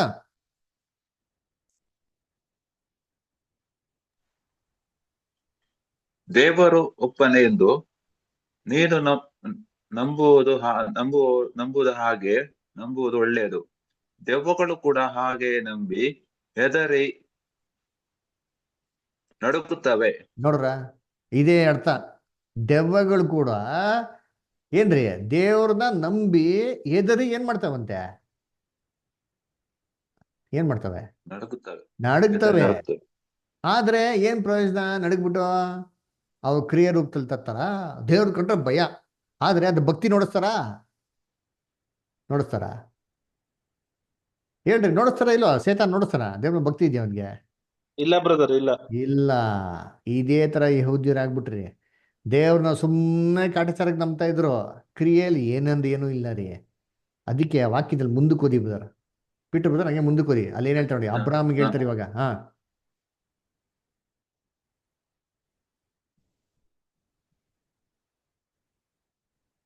ಹೋದ್ರಿ, ಕಂಟಿನ್ಯೂ ಮಾಡ್ರಿ. ಯಾರು ಬೇರೆ ಓದ್ರಿಲ್ಲ ಅಂದ್ರೆ ಯಾಕೋಬು 2ನೇ ಅಧ್ಯಾಯ 20. ನಮ್ಮ ಪಿತೃವಾದ ಅಬ್ರಹಾಮನು ಇಸಾಕನೆಂಬ ತನ್ನ ಮಗನನ್ನು ಯಜ್ಞವೇದಿಯ ಮೇಲೆ ಅರ್ಪಿಸಿದಾಗ ನೀತಿವಂತನೆಂಬ ನಿರ್ಣಯವನ್ನು ಹೊಂದಿದ್ದು ಕ್ರಿಯೆಗಳಿಲ್ಲದ ನಂಬಿಕೆಯು ವ್ಯರ್ಥವಾಗಿದೆ. ಅಬ್ರಹಾಮನು ಈಸಾಕನನ್ನು ತನ್ನ ಮಗನನ್ನು ಯಜ್ಞವೇದಿಯ ಮೇಲೆ ಅರ್ಪಿಸಿದಾಗ ಹಾ ನೋಡ್ರ ಎಷ್ಟು ಎಕ್ಸಾಂಪಲ್ ಹೇಳ್ತಾರೆ ಅಂತಾನೆ. ಏನ್ ಎಕ್ಸಾಂಪಲ್ ಹೇಳ್ತಾರೆ ಅಲ್ಲಿ ಬಂದ್ಬಿಟ್ಟು ಅಬ್ರಾಹಮು ಇಸಾಕನ ಅರ್ಪಿಸೋದ್ ಬಗ್ಗೆ ಹೇಳ್ತಾರೆ. ಅದಕ್ಕೆ ನಂಬಿಕೆ ಇದ್ರೆ ಪ್ರಯೋಜನ ಇಲ್ಲ, ನಂಬಿಕೆ ಕ್ರಿಯೆ ಇಲ್ದರೆ ಇದ್ರೆ ಸತ್ತದಾಗಿದೆ ಅಂತ ಹೇಳ್ತಾರೆ. ಯಾಕಂದ್ರೆ ಏನ್ರಿ ದೆವ್ವಗಳಿಗೆಲ್ಲ ನಂಬಿಕೆ ಐತೆ, ಆದ್ರೆ ಕ್ರಿಯೆಯಲ್ಲಿ ಏನೊಂದೇನು ಇಲ್ಲ ರೀ. ಅದಕ್ಕೆ ಕರ್ತನಲ್ಲಿ ಪ್ರೀತಿ ಅಂತ ಸೊರಸುಗಳೇ, ಈ ಒಂದು ಅಬ್ರಾಹ್ಮಿನ ವಂಶದವರಾಗಿರಂತ ಆತ್ಮಿಕ ಇಸ್ರೇಲ್ನ ಫಸ್ಟು ದೇವರು ಇಸ್ರೇಲ್ ಆಯ್ಕೆ ಮಾಡಿದ್ರು. ಇಸ್ರೇಲಲ್ಲಿ ಯಾರಿಗೆಲ್ಲ ಅಬ್ರಾಮ್ ತರ ನಂಬಿಕೆ ಇತ್ತು ಅದನ್ನೇ ಮಾಡಿದ್ರು, ಮೊದಲು ಆಯ್ಕೆ ಮಾಡಿದ್ರು. ಆದ್ರೆ ಅಲ್ಲಿ ಬೇಕಾಗಿರೋಂಥ ಸಂಖ್ಯೆ ಪೂರ್ತಿಯ ಸಿಕ್ಲಿಲ್ಲ. ಅದಕ್ಕೆ ದೇವರೇ ಮಾಡಿದ್ರು, ಅಬ್ರಾಮ್ ತರ ಇರೋ ನಂಬಿಕೆ ಹೊರಗಡೆ ಯಹೂದ್ಯರಲ್ಲಿ ಹೊರಗಡೆ ಅನ್ಯ ಜನಾಂಗಗಳಲ್ಲಿ ಇದೆ. ಯಹೂದ್ಯರಲ್ಲಿ ಇಲ್ದಿರೋಂಥ ನಂಬಿಕೆ ಹೊರಗಡೆ ಇರೋಂಥ ಅನ್ಯ ಜನಾಂಗದವರಲ್ಲಿ ಇದೆ. ಅದರಿಂದ ದೇವ್ರು ಏನಪ್ಪ ಮಾಡಿದ್ರು ಅಂದ್ರೆ ಅನ್ಯ ಜನ ಕಡೆ ತಿರುಗ್ಬಿಟ್ಟು ಅಲ್ಲಿ ಅಬ್ರಾಹಂ ತರ ನಂಬಿಕೆ ಯಾರಿಗಿದ್ಯೋ ಅವ್ರನ್ನೇನ್ ಮಾಡಿದ್ರು, ಕರ್ದಿ ಅಬ್ರಾಹಮಿನ ಮಕ್ಕಳಾಗೋದಿಕ್ಕೆ ಅವಕಾಶ ಕೊಟ್ರು. ಅದಕ್ಕೆ ಸುವಾರ್ತೆ ಫಸ್ಟು ಯಹೂದ್ಯರಿಗೆ ಸಾರಲ್ಪಡ್ತು, ನೆಕ್ಸ್ಟ್ ಯಾರಿಗೆ ಸಾರಲ್ಪಡ್ತು, ಅನ್ಯ ಜನದವ್ರಿಗೆ ಸಾರಲ್ಪಡ್ತು. ಹೇಳ್ಕೊಟ್ಟಿದೆ ವಾಕ್ಯ ಅಪೊಸ್ತಲ ಕೃತ್ಯಗಳು 13ನೇ ಅಧ್ಯಾಯ 46ನೇ ವಾಕ್ಯ, Acts 13:46 ಓದಿದ್ರಿ. ಅಪೊಸ್ತಲ ಕೃತ್ಯಗಳು 13:46. ಸಂತೋಷ್ ಓದಿ. ಆಗ ಪೌಲನು ಬರ್ನಬನು ಧೈರ್ಯದಿಂದ ಮಾತಾಡಿ, ದೇವರ ವಾಕ್ಯವನ್ನು ಮೊದಲು ನಿಮಗೆ ಹೇಳುವುದು ಅವಶ್ಯವಾಗಿತ್ತು, ಆದರೆ ನೀವು ಅದನ್ನು ತಳ್ಳಿಬಿಟ್ಟು ನಿಮ್ಮನ್ನು ನಿತ್ಯ ಜೀವಕ್ಕೆ ಅಪಾತ್ರರೆಂದು ತೀರ್ಪು ಮಾಡಿಕೊಂಡದ್ದರಿಂದ ಇಗೋ ನಾವು ನಿಮ್ಮನ್ನು ಬಿಟ್ಟು ಅನ್ಯ ಜನರ ಕಡೆಗೆ ಹೋಗುತ್ತೇವೆ. ಎಷ್ಟು ಕ್ಲೀನ್ ಆಗೈತೆ ಹೊಂಟೈತ್ರಿ. ಫಸ್ಟ್ ದೇವರ ವಾಕ್ಯ ನಿಮಗೆ ಬರ್ಬೇಕಾಯ್ತು, ಆದ್ರೆ ನೀವು ಅಪಾತ್ರರಾಗ್ಬಿಟ್ಟಿದ್ದೀರಾ. ಅಬ್ರಾಹಂ ತರ ನಿಮ್ಗೆ ನಂಬಿಕೆ ಕ್ರಿಯೆ ಇಲ್ಲ. ಅದಕ್ಕೆ ದೇವ್ರು ಯಾಕಿರ್ತಾರೆ ಅನ್ಯ ಜನ ಹತ್ರ. ಅದಕ್ಕೆ ಕರ್ತನಲ್ಲಿ ಪ್ರಿಯಗಳೇ 1,44,000 ಜನ ಫಸ್ಟ್ ದೇವ್ರು ಯಹೂದ್ಯಲ್ಲಿ ಆಯ್ಕೆ ಮಾಡಿದ್ರು. ಅಲ್ಲಿ ಸಫಿಷಿಯಂಟ್ ಆಗಿರೋಂಥ ನಂಬರ್ ಸಿಗ್ದಿರೋದ್ರಿಂದ ದೇವ್ರು ಯಾರ ಕಡೆ ತಿರುಗಿದ್ರು, ಅನ್ಯ ಜನ ಹತ್ರ. ಅದಕ್ಕೆ ಇಸ್ರೇಲ್ ಅಂತ ಹೇಳ್ಬೇಕಾದ್ರೆ ಬೈಬಲ್ 2 ಇಸ್ರೇಲ್ ಇದೆ, ಆತ್ಮಿಕ ಇಸ್ರೇಲ್, ಮಾಂಸಿಕ ಇಸ್ರೇಲ್. ಆಮೇಲೆ ಪ್ರಕಟಣೆ ಪುಸ್ತಕದಲ್ಲಿ ನೋಡ್ಬೇಕಾದ್ರೆ ನಮ್ಗೆ 7ನೇ ಅಧ್ಯಾಯದಲ್ಲಿ ಇಸ್ರೇಲಿನ 12 ಗೋತ್ರಗಳ ಹೆಸರುಗಳು ಬರ್ತಾರೆ. ಅದೇ ಗೋತ್ರದ ಹೆಸರು ಏನ್ರಿ ಆದಿಕಾಂಡ 49ನೇ ಅಧ್ಯಾಯದಲ್ಲಿ ಬರ್ತಾರೆ. 2 ಒಂದೇ ಅಲ್ಲ ರೀ, ನೀವು ಚೆನ್ನಾಗಿ ಅರ್ಥ ಮಾಡ್ಕೊಳ್ಳಿ. ಈ 12 ಗೋತ್ರಗಳು ಯಾರು ಅಂದ್ರೆ ಯಾಕೋಬ್ಗೆ ಅಂತ 12 ಜನ ಮಕ್ಳು ರೀ. ಅದರ ಅದೇ ಹೆಸರು ತಾನೆ ಬರೋ ಪ್ರಕಟಣೆಯಲ್ಲಿ ಅಂದ್ರೆ ಬರಲ್ಲಾನೆ. ನೀವು ಆದಿಕಾಂಡದಲ್ಲಿ ನೋಡಿದ್ರೆ ದಾನ್ ಗೋತ್ರ ಐತೆ, ಪ್ರಕಟಣೆಯಲ್ಲಿ ದಾನ್ ಗೋತ್ರ ಇಲ್ಲ. ನಿಮ್ಮ ಮನೆಗೊಬ್ರು ಲಿಸ್ಟ್ ಹಾಕ್ಬಿಟ್ಟು ಕಂಪೇರ್ ಮಾಡಿ ನೋಡಿ. ಆದಿಕಾಂಡದಲ್ಲಿ ಮನಾಸೆ ಬರೋದಿಲ್ಲ, ಯಾಕೆ ಮನಾಸೆ ಯೋಸೆಫಿನ ಮಗ. ಆದ್ರೆ ಪ್ರಕಟಣೆಯಲ್ಲಿ ಮನಾಸೆ ಬರ್ತಾರೆ. ಅವನ ಹೆಂಗ್ ಬರ್ತಾರೆ ಮನಾಸೆ ಅಲ್ವರ. ಆಮೇಲೆ ಇದೇ ಒಂದು ಪಟ್ಟಿ ಅರಣ್ಯಕಾಂಡ 2ನೇ ಅಧ್ಯಾಯದಲ್ಲಿ ಕೊಟ್ಟಿದ್ದಾರೆ. ಅಲ್ಲಿ ನೋಡಿದ್ರೆ ದಾನ್ ಗೋತ್ರ ಬರ್ತದೆ, ಯೋಸೆಫ್ ಬರೋದಿಲ್ಲ. ಆದ್ರೆ ಪ್ರಕಟಣೆಯಲ್ಲಿ ನೋಡಿದ್ರೆ ದಾನು ಬರೋದಿಲ್ಲ, ಯೋಸೆಫ್ ಬರ್ತಾನೆ. ಆಮೇಲೆ ಅರಣ್ಯಕಾಂಡದಲ್ಲಿ ನೋಡಿದ್ರೆ ಎಫ್ರೇಮು ಏನ್ರಿ ಬರ್ತಾನೆ, ಲೇವಿ ಬರಲ್ಲ ರೀ. ಆದ್ರೆ ಪ್ರಕಟಣೆಯಲ್ಲಿ ನೋಡಿದ್ರೆ ಎಫ್ರೇಮ್ ಬರಲ್ಲ, ಲೇವಿ ಬರ್ತಾರೆ ಅಲ್ವರ. ಯಾಕೆ? ಇದ್ರಲ್ಲೇ ನಮ್ಗೆ ಚೆನ್ನಾಗಿ ಗೊತ್ತಾಗ್ತದೆ ಇದು ಆತ್ಮಿಕ ಇಸ್ರೇಲಿನ 12 ಗೋತ್ರ ಬಗ್ಗೆ ಮಾತಾಡ್ತಾ ಇರೋದು. ಬೇಕಾದ್ರೆ ವಾಕ್ಯ ಓದ ನೋಡಿ, ಕ್ಲೂ ಇದೆ ಎಲ್ಲಿದೆ ನೋಡಿ. ಪ್ರಕಟಣೆಯಲ್ಲಿ 7ನೇ ಅಧ್ಯಾಯ 5ನೇ ವಾಕ್ಯ. ಅಮೃತ ಸಿಸ್ಟರ್ ಓದ್ತೀರಾ? ಇದರ ಲೈನಲ್ಲಿ ರೆವಲ್ಯೂಷನ್ 7:5. 7:5. ಯೂದನ ಕುಲದವರಲ್ಲಿ ಮುದ್ರೆ ಹಾಕಿಸಿಕೊಂಡವರು 12,000. ರೂಬೇನನ ಕುಲದವರಲ್ಲಿ 12,000. ಗಾದನ ಕುಲದವರಲ್ಲಿ 12,000. ಆಶೇರನ ಕುಲದವರಲ್ಲಿ 12,000. ನೆಫ್ತಲಿ ವಾಕ್ಯ ಮುಗೀತಲ್ವಾ? Yes brother. Okay, thank you. ಸರಿ, ನೋಡ್ಬೇಕಾರೆ ನಾವೇನ್ ನೋಡ್ತೀರಿ, ಈ ಗೋತ್ರದ ಹೆಸರು ಬಂದ್ರೆ ಫಸ್ಟ್ ಗೋತ್ರ ಯಾವ ಗೋತ್ರ ಬಂತ ಗಮನಿಸಿದ್ರ? ಯಾವ ಗೋತ್ರ ಬಂತ? ಯೂದ. ಯಾಕೆ ಯೂದ ಬಂತ? ಇವಾಗ ಯಾಕೋಬನ್ಗೆ 12 ಜನ ಮಕ್ಕಳಲ್ಲಿ ಅವ್ನ ದೊಡ್ಡ ಮಗ ಯಾರು? ರೂಬೇನ್. ಅವನ್ ತಾನೇ ಬರ್ಬೇಕಾಯ್ತು. ಅದ್ರ ಬದಲಾಗಿ ಯೂದ ಗೋತ್ರ ಬಂತು, ಆಮೇಲೆ ರೂಬೇನ್ ಬಂತು. ಯಾಕೆ ಗೊತ್ತಾ? ಮಾಂಸಿಕ ಇಸ್ರೇಲ್ ಅಲ್ಲಿ ದೊಡ್ಡ ಮಗ ರೂಬೇನ್, ಆತ್ಮಿಕ ಇಸ್ರೇಲ್ ದೊಡ್ಡ ಮಗ ಯಾರು? ಜೀಸಸ್ ಕ್ರೈಸ್ಟ್ ಅಲ್ವರ. ಅದಕ್ಕೆ ಸಭೆಗೆ ತಲೆ ಯಾರು? ಅವರು. ತಲೆ ಬರ್ದಿದೆ, ದೇಹ ಬರಕ್ ಸಾಧ್ಯನಾ? ಅದಕ್ಕೆ ತಲೆ ಯಾರು ಫಸ್ಟು? ಯೇಸು ಕ್ರಿಸ್ತ ನೋಡ್ರಿ ಅಂತೀನಿ. ಅದಕ್ಕೆ ಫಸ್ಟ್ ಯೇಸು ಕ್ರಿಸ್ತನ ಗೋತ್ರ ಕೊಟ್ಟಿರೋದಲ್ಲಿ. ಯಾಕಪ್ಪ ಅಂದ್ರೆ ಪ್ರಕಟಣೆ 7ನೇ ಅಧ್ಯಾಯಲ್ಲಿ ಹೇಳ್ತಾ ಇರೋದು ಆತ್ಮಿಕ ಇಸ್ರೇಲ್ ಬಗ್ಗೆನೇ ಹೇಳ್ತಾ ಇರೋದು. ಅದಕ್ಕೆ ಫಸ್ಟು ಯೂದ ಗೋತ್ರದಲ್ಲಿ 12,000 ಅಂತ ಬರ್ತಾರೆ. ಅದರ ಅನ್ನ ಕರ್ತನಲ್ಲಿ ಪ್ರೀತಿಗಳೇ ಹೆಂಗೆ ತುಂಬಾ ಹೋಲಿಕೆ ಇದ್ರೆ ನೋಡಿರ್ತೀನಿ. ಅಲ್ಲಿ ಇಸ್ರೇಲ್ಗೆ 12 ಮಕ್ಕಳು, ಯಾಕೊಬ್ಬಗೆ 12 ಜನ ಮಕ್ಕಳು. ಇಲ್ಲಿ ಯೇಸು ಕ್ರಿಸ್ತನಿಗೆ ಎಷ್ಟು ಜನ ಅಪೋಸ್ತಲಸ್? 8 ಜನ ಅಪೋಸ್ತಲಸ್ ಕ್ರಿಸ್ತನ್ಗೆ. 12 ಜನ ಬರೋದು. 12 ಜನ ಅಲ್ವರ. ಅಲ್ಲಿ ಮಹಾಯಾಜಕ ಆರೋನ್, ಇಲ್ಲಿ ಮಹಾಯಾಜಕ ಕ್ರಿಸ್ತನು. ಅಲ್ಲಿ ಬಲಿಗಳನ್ನ ಬಲಿಪೀಠ ಮೇಲೆ ಸಲ್ಲಿಸ್ಬೇಕಾಗಿತ್ತು. ಇಲ್ಲಿ ಆತ್ಮಿಕ ಏನ್ರಿ ಒಂದು ಬಲಿಪೀಠ ಐತೆ. ನಾವೇ ಮಾಡ್ಕೋ ಶರೀರ ಅಂಗವಾಗಿ ಮಾಡ್ಬೇಕು. ಈ ಥರ ಎಷ್ಟೋ ಹೋಲಿಕೆ ಇದ್ದಾರೆ. ಅದೇನು ದೊಡ್ಡ ಪಾಠ ಆಗ್ಬಿಡ್ತಾರೆ ಅಲ್ವರ ಕರ್ತನಲ್ಲಿ ಪ್ರಿಯಗಳೇ. ಅದಕ್ಕೆ ಆತ್ಮಿಕ ಇಸ್ರೇಲ್, ಮಾಂಸಿಕ ಇಸ್ರಾಯೇಲ್ ಅದರ. ಅದಕ್ಕೆ ನೋಡ್ಬೇಕಾದ್ರೆ 1,44,000 ಜನ ದೇವರೇ ಮಾಡ್ತಾರೆ, ಭೂಲೋಕದಲ್ಲಿ ಇವತ್ತು ಆಯ್ಕೆ ಮಾಡ್ತಾರೆ. ಸರಿ, ಈ 1,44,000 ಜನಕ್ಕೆ ಇರ್ಬೇಕಾದಂಥ ಗುಣಲಕ್ಷಣಗಳೇನು? ಲೋಕದ ಉತ್ಪತ್ತಿಕ್ಕಿಂತ ಮುಂಚೆ, ಜಗತ್ತು ಉತ್ಪತ್ತಿಕ್ಕಿಂತ ಮುಂಚೆ, ಭೂಮಿಗೆ ಅಸ್ಥಿ ಹಾಕೋದಕ್ಕಿಂತ ಮುಂಚೆನೆ ಆಯ್ಕೆ ಆಗಿರೋಂಥ 1,44,000 ಜನಗಳಿಗೆ ಇರ್ಬೇಕಂತ ಗುಣಲಕ್ಷಣಗಳು ಏನು? ಅದನ್ನ ಪ್ರಕಟಣೆ 14ನೇ ಅಧ್ಯಾಯಲ್ಲಿ ಕೊಟ್ಟಿದ್ದಾರೆ. ನಾವೇನ್ ಮಾಡೋಣ ಇವಾಗ? ಪ್ರಕಟಣೆ 14ನೇ ಅಧ್ಯಾಯ ರಿವರ್ಸಿನ ಓದ್ಕೊಂಬರೋಣ. ಏನ್ರಿ 14th ಚಾಪ್ಟರ್ 4th ವರ್ಸಿನ ಓದ್ಕೊಂಬರೋಣ ಒಂದೊಂದೇ. ಅದ ಅರ್ಥ ಏನು ಅಂತ ಓದಿದ್ದೀನಿ. ಯಾರಾದ್ರು ಪ್ರಕಟಣೆ 14:4 ಓದ್ರಿ ದಯವಿಟ್ಟು.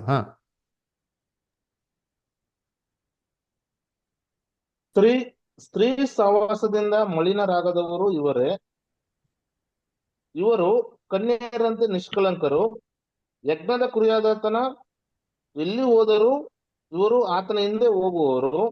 ಇವರು ಮನುಷ್ಯರೊಳಗಿಂದ ಸ್ವಕೀಯ ಜನರಾಗಿ ಕೊಂಡುಕೊಳ್ಳಲ್ಪಟ್ಟು ದೇವರಿಗೂ ಯಜ್ಞದ ಕುರಿಯಾದಾತನಿಗೂ ಪ್ರಥಮ ಫಲದಂತಾದರು. ನೋಡ್ರ, ಇವ್ರ ಬಗ್ಗೆ ಗುಣಗಳು ಹೇಳ್ತಾ ಇರ್ತೀನಿ. ಫಸ್ಟ್ ಇವರು ಸ್ತ್ರೀ ಸವಾಸದಿಂದ ಮಲಿನರಾಗದವರು ಇವರೇ ಅಂತ ಹೇಳ್ತಾರೆ. ಯಾರು ಸ್ತ್ರೀ? ಬೈಬಲ್ನ ಸ್ತ್ರೀ ಅಂತಂದ್ರೆ ಸಭೆ ರೀ. ಚೆನ್ನಾಗಿ ಅರ್ಥ ಮಾಡ್ಕೊಳ್ಳಿ. ಏನ್ರಿ 2ನೇ ಕೊರಿಂಥ 11:2 ಹೇಳ್ತಾರೆ, ಅಪೊಸ್ತಲ ಪೌಲು ಸಭೆನ ಕ್ರಿಸ್ತನಿಗೆ ಏನ್ ಮಾಡಿದಂತೆ ನಿಶ್ಚಿತಾರ್ಥ ಮಾಡಿದ್ದಾರೆ ಅಂತ ಹೇಳ್ತಾರೆ. ಅದು ನಿಜವಾದ ಸಭೆ ರೀ. ಅದರ ಈಗ ಬೈಬಲ್ನಲ್ಲಿ ಸುಳ್ಳು ಸಭೆ ಕೂಡ ಇದೆ. ಹೆಂಗೆ ಯಹೂದ್ಯರು ನಿಜವಾದ ಯಹೂದ್ಯರು, ಡೂಪ್ಲಿಕೇಟ್ ಯಹೂದ್ಯರು ಇದ್ದಾರ, ಅದೇ ತರ ಲೋಕದಲ್ಲಿ ಇವತ್ತು ಸಭೆಗೆ ಏನಾಗಿದೆ? ಸುಳ್ಳು ಸಭೆ ಇದೆ, ನಿಜವಾದ ಸಭೆ ಇದೆ. ಆಯ್ತಾ ಇಲ್ವಾ? ಐತೆ ರೀ. ಅದರ ವಾಕ್ಯ ಓದೋಣ. 2ನೇ ಕೊರಿಂಥ 11ನೇ ಅಧ್ಯಾಯ 2ನೇ ವಾಕ್ಯ. ರಾಜು ಬದರ್ ಓದ್ತೀರಾ? 2 Corinthians 11:2 ಓದ್ತೀಯ?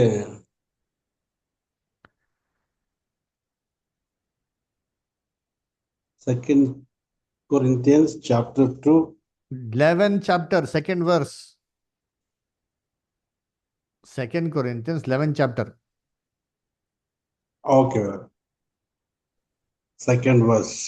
ಯಾಕಂದರೆ ದೇವರಲ್ಲಿರುವಂತ ಚಿಂತೆಯಿಂದಲೇ ನಾನು ನಿಮ್ಮ ವಿಷಯದಲ್ಲಿ ಚಿಂತಿಸುತ್ತೇನೆ. ನಿಮ್ಮನ್ನು ಕ್ರಿಸ್ತನೆಂಬ ಒಬ್ಬನೇ ಪುರುಷನಿಗೆ ಶುದ್ಧ ಕನ್ಯೆಯಂತೆ ಒಪ್ಪಿಸಬೇಕೆಂದು ನಿಮ್ಮನ್ನು ಆತನಿಗೆ ನಿಶ್ಚಯ ಮಾಡಿದನಲ್ಲ. ನೋಡ್ರ, ಎಂದ್ರೆ ಶುದ್ಧ ಕನ್ಯೆ ಅಂತ ಒಪ್ಪಿಸ್ಬೇಕು ಅಂತ ನಿಶ್ಚಯ ಮಾಡಿದೀನಿ ಹೇಳ್ತಾರೆ. ಅಂದ್ರೆ ಸಭೆಗೂ ಕ್ರಿಸ್ತನ್ಗೆ ಎಂಗೇಜ್ಮೆಂಟ್ ಆಗಿದೆ. 2ನೇ ಬರುವಿಕೆಲ್ಲ ಮದುವೆ ಆಗೋದು. ಆದ್ರೆ ಸುಳ್ಳು ಸಭೆ ಏನ್ ಮಾಡ್ಬಿಡ್ತು ಅಂದ್ರೆ ಕ್ರಿಸ್ತನ ಬರೋದಕ್ಕಿಂತ ಮುಂಚೆನೆ ಲೋಕದಲ್ಲಿರೋಂಥ ಅಧಿಕಾರಿಗಳ ಜೊತೆ ಸೇರ್ಕೊಂಡ್ಬಿಟ್ಟು ಭೂಲೋಕದಲ್ಲಿ ಆಡಳಿತ ಮಾಡಕ್ ಶುರು ಮಾಡ್ತಾರೆ. ಇದಕ್ಕೆ ಬೈಬಲ್ ಹೇಳೋದು ಸುಳ್ಳು ಸಭೆ ಅಂತ ಹೇಳ್ತಾರೆ, ಜಾರ ಸ್ತ್ರೀ ಅಂತ ಹೇಳ್ತಾರೆ. ಎಲ್ಲಿ? ಪ್ರಕಟಣೆ 17ನೇ ಅಧ್ಯಾಯ 5ನೇ ವಾಕ್ಯ. ರೆವಲ್ಯೂಷನ್ 17:5. ಜಿಮ್ಮಾಸ್ಟರ್ ಓದ್ಬೋದಾ? ಅವಳ ಹಣೆಯ ಮೇಲೆ ಬಾಬೇಲ್ ಮಹಾನಗರಿ, ಭೂಮಿಯಲ್ಲಿರುವ ಜಾರ ಸ್ತ್ರೀಗೂ ಅಸಹ್ಯವಾದ ಕಾರ್ಯಗಳಿಗೂ ತಾಯಿ ಎಂದು ಗೂಢಾರ್ಥವುಳ್ಳ ಹೆಸರು ಬರೆದಿತ್ತು. ನೋಡ್ರ, ಎಲ್ಲಾ ಜಾರ ಸ್ತ್ರೀಗಳಿಗೆ ತಾಯಿ ಅಂದ್ರೇನು? ಮಕ್ಳಿದ್ದಾರೆ. ಜಾರ ಸ್ತ್ರೀ ಇದು ವ್ಯಭಿಚಾರ ಸ್ತ್ರೀ. ಕ್ರಿಸ್ತನ ಬಿಟ್ಬಿಟ್ಟು ಲೋಕದ ರಾಜಾಧಿಕಾರಿಗಳ ಜೊತೆಗೆ ಸಂಬಂಧ ಇಟ್ಕೊಂಡಾಗ ವ್ಯಭಿಚಾರ ಸ್ತ್ರೀ ಆಗೈತ್ರಿ. ಅಲ್ವರ ಅದಕ್ಕೆ ನೋಡ್ಬೇಕಾರೆ ಇದು ಸುಳ್ಳು ಸಭೆ ಅಲ್ವರ. ಅದಕ್ಕೆ ಈ ಸ್ತ್ರೀಗಳ ಜೊತೆಗೆ ಸಂಬಂಧ ಇಟ್ಕೊಂಡಿರೋರು ಆಮೇಲೆ ಹೇಳ್ತಾರೆ ಪ್ರಕಟಣೆಯಲ್ಲಿ ಇವರು ಕನ್ಯರಂತೆ ನಿಷ್ಕಳಂಕರು ಅಂತ ಹೇಳ್ತಾರೆ. ಅದರ ಇವಾಗ ಯೇಸು ಕ್ರಿಸ್ತನ ಮೊದಲ್ಗಿತ್ತಿ ಕನ್ಯೆ ಬಗ್ಗೆ ಹೇಳ್ತಾರಲ್ಲ, ಸಾಮ್ಯ ಎಲ್ಲಿ ಹೇಳ್ತಾರೆ?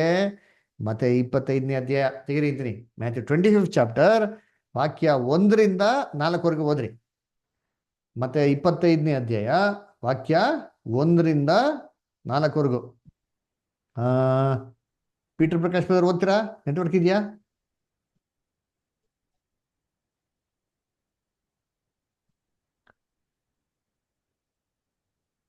ಓಕೆ.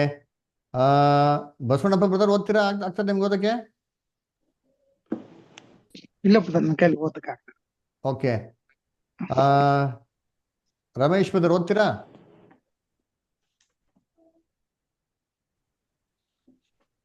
ರಮೇಶ್ ಬ್ರದರ್ ಬ್ರದರ್ ಹೇಳಿ. ಮತೆಯ 25ನೇ ಅಧ್ಯಾಯ 1ರಿಂದ 4 ಓದಕ್ ಆಗ್ತಾರ ಬ್ರದರ್? ಹಾ ಓದ್ತೀನಿ ಬ್ರದರ್, ಓದ್ತೀನಿ. ಆಗ ಪರಲೋಕ ರಾಜ್ಯವು ಆರ್ತಿಗಳನ್ನು ತೆಗೆದುಕೊಂಡ ಬದಲಿಂಗನನ್ನು ಎದುರುಗೊಳ್ಳುವುದಕ್ಕೆ ಹೊರಟಂತ 10 ಮಂದಿ ಕನ್ಯೆಯರಿಗೆ ಹೋಲಿಕೆಯಾಗಿರುವುದು. ಅವರಲ್ಲಿ 5 ಮಂದಿ ಬುದ್ಧಿಯಿಲ್ಲದವರು, 5 ಮಂದಿ ಬುದ್ಧಿವಂತೆಯರು. ಬುದ್ಧಿ ಇಲ್ಲದವರು ತಮ್ಮ ಆರತಿಗಳನ್ನು ತಗೊಂಡರು, ಆದರೆ ಎಣ್ಣೆ ತಗೊಳ್ಳಲಿಲ್ಲ. ಬುದ್ಧಿವಂತೆಯರು ತಮ್ಮ ಆರತಿಗಳು ಕೂಡ ಪಾತ್ರೆಗಳಲ್ಲಿ ಎಣ್ಣೆ ತಗೊಂಡರು. ನೋಡ್ರ, ಈ ವಾಕ್ಯದಲ್ಲಿ ನೋಡಿದ್ರೆ ಪರಲೋಕ ರಾಜ್ಯ ಏನಕ್ಕೆ ಒಪ್ಪಾಗಿದೆ ಅಂತೆ ಅಂದ್ರೆ, ಪರಲೋಕ ರಕ್ಷಣೆ ಏನಕ್ಕೆ ಕಂಪ್ಯಾರಿಸನ್ ಆಗಿದೆ ಅಂದ್ರೆ 10 ಮಂದಿ ಕನ್ಯೆಗಳಿಗೆ ಅಂತೆ. 10 ಮಂದಿ ಕನ್ಯೆಗಳಲ್ಲಿ 5 ಮಂದಿ ಬುದ್ಧಿ ಇರೋರು, 5 ಮಂದಿ ಬುದ್ಧಿಹೀನರು ಅಂತ ಹೇಳ್ತಾರೆ. ಏನಪ್ಪ ಬುದ್ಧಿಹೀನರು? ಬುದ್ಧಿ ಇಲ್ದಿರೋದು ಏನಪ್ಪ ಮಾಡ್ತಾರೆ? ಬರೀ ಈ ಆರತಿಯಲ್ಲಿ ಏನ್ ತೊಗೊಳೋದ್ರಂತೆ? ದೀಪದಲ್ಲಿ ತೊಗೊಳಂತೆ, ಬರೀ ಎಣ್ಣೆ ತೊಗೊಳಂತೆ. ಬುದ್ಧಿಲಿಯಲ್ಲಿ ಎಣ್ಣೆ ತೊಗೊಳಗಿಲ್ವಂತೆ. ಬುದ್ಧಿ ಇರೋರು ಬುದ್ಧಿಲಿಲೂ ದೀಪದಲ್ಲೂ 2 ಎಣ್ಣೆ ತೊಗೊಳಂತೆ. ಕೊನೆಗೆ ಸೆಲೆಕ್ಷನ್ ಆದವ್ರು ಯಾರಪ್ಪ ಅಂತಂದ್ರೆ ಬುದ್ಧಿ ಇರೋಂಥ ಕನ್ಯೆಗಳು, ಬುದ್ಧಿ ಇಲ್ದಿರೋರು. ಏನಿದು ಬುದ್ಧಿ ಇರೋರು ಬುದ್ಧಿ ಇಲ್ದಿರೋದು? ಎಣ್ಣೆ ದೀಪದಲ್ಲಿ ಇರೋದೇನೋ, ಎಣ್ಣೆ ಪಾತ್ರೆಯಲ್ಲಿ ಇರೋದೇನೋ, ಇದೆಲ್ಲ ನೆಕ್ಸ್ಟ್ ವೀಕಲ್ಲಿ ನೋಡೋಣ. ಕರ್ತನಲ್ಲಿ ಪ್ರೀತಿ ಅಂತ ಸೋರಸಗಳೇ, ಎಣ್ಣೆ ಅಂದರೆ ಪವಿತ್ರಾತ್ಮ. ಪವಿತ್ರಾತ್ಮ ದೀಪದಲ್ಲಿದ್ದರೆ ಸಲ್ಲಲ್ಲ ರೀ, ಬೈಬಲ್ ಇದ್ರೆ ಸಲ್ಲ. ನಮ್ಮ ಬುದ್ಧಿಲಿ ನಮ್ಮ ಜೀವಿತದಲ್ಲಿ ಇರ್ಬೇಕ್ರಿ ಅಲ್ವರ? ಅದಕ್ಕೆ ನೋಡ್ಬೇಕ್ರೆ ಬುದ್ಧಿ ಇರೋರು ತಮ್ಮ ಜೀವಿತದಲ್ಲಿ ಪವಿತ್ರಾತ್ಮ ಐತೆ, ಬುದ್ಧಿಹೀನರು ತಮ್ಮ ಜೀವನದಲ್ಲೇ ಇಲ್ಲ. ಪವಿತ್ರಾತ್ಮನ ಫಲಗಳೇನ ಇರಲ್ಲ.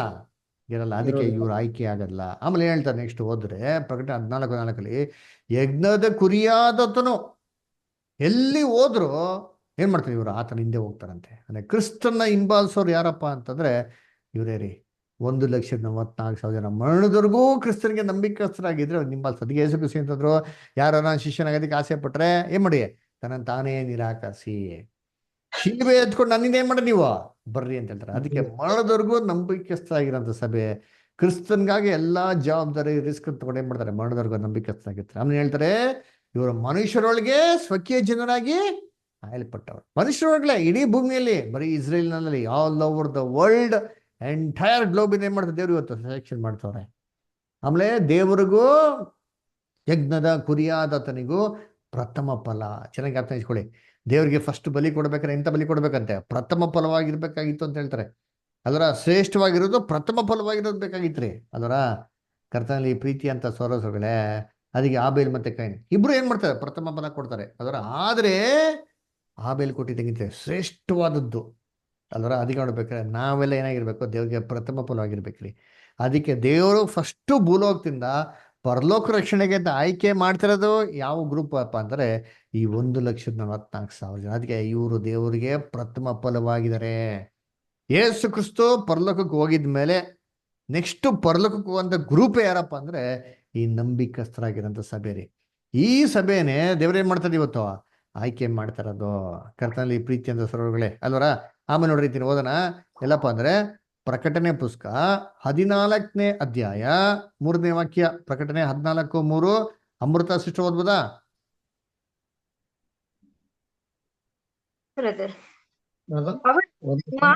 ಮುಂದೆಯೂ ಆ 4 ಜೀವಿಗಳ ಮತ್ತು ಹಿರಿಯರ ಮುಂದೆಯೂ ಹೊಸ ಹಾಡನ್ನು ಹಾಡಿದರು.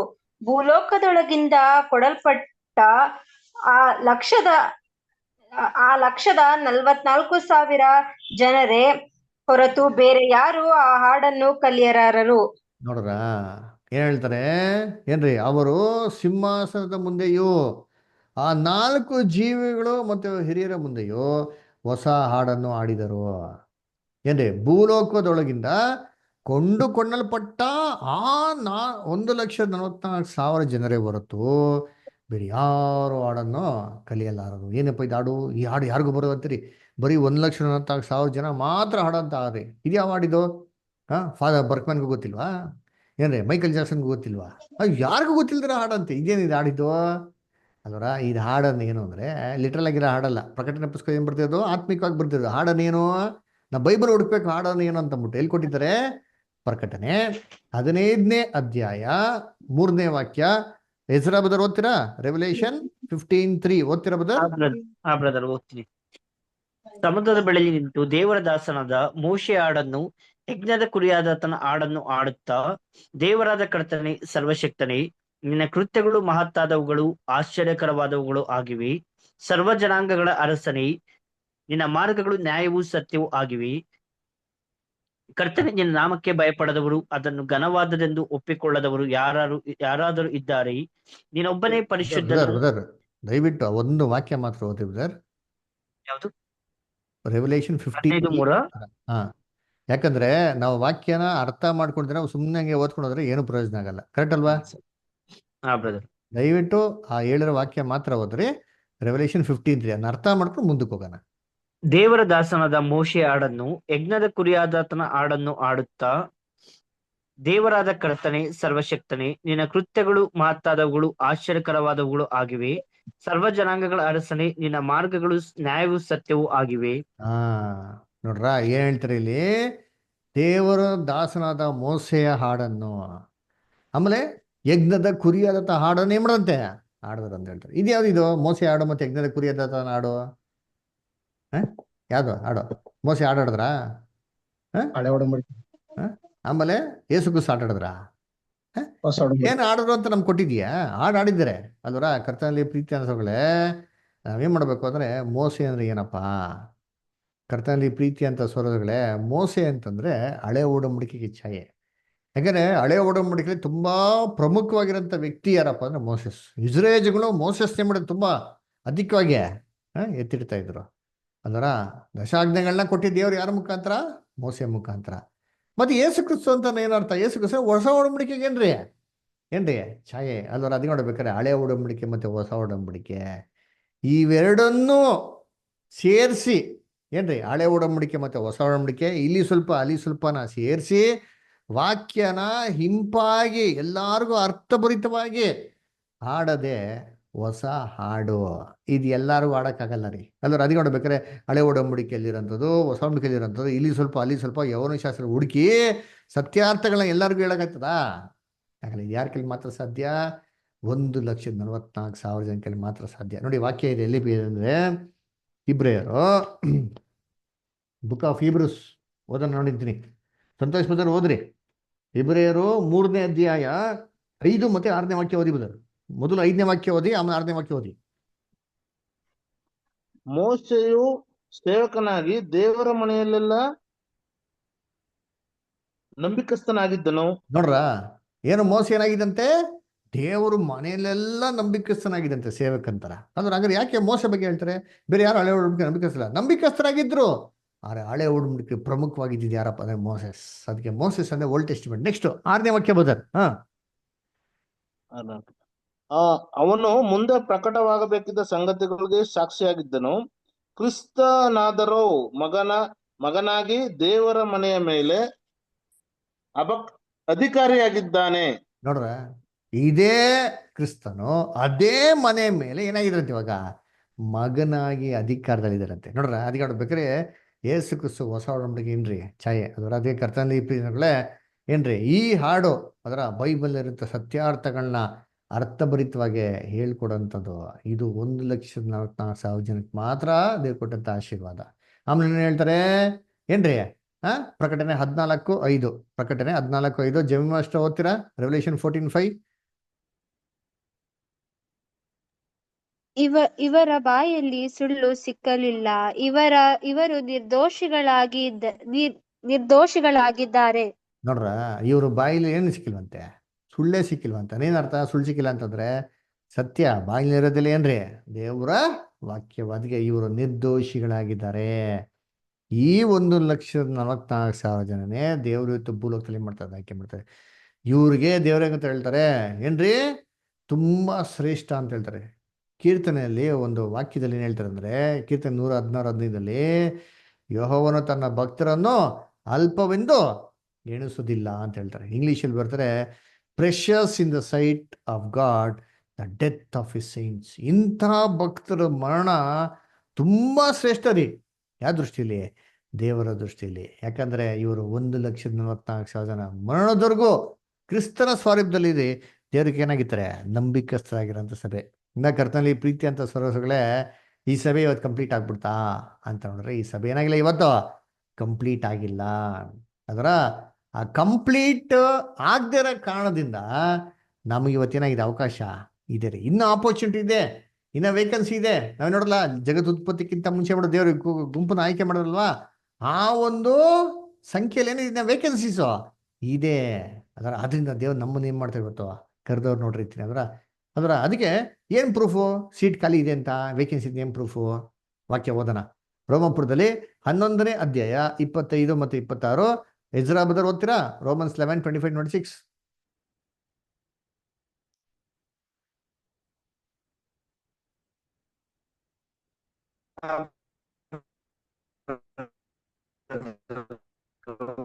ಬ್ರದರ್ ಸ್ವಲ್ಪ ನೆಟ್ವರ್ಕ್ ಇರೋ ಜಾಗ ಬನ್ನಿ.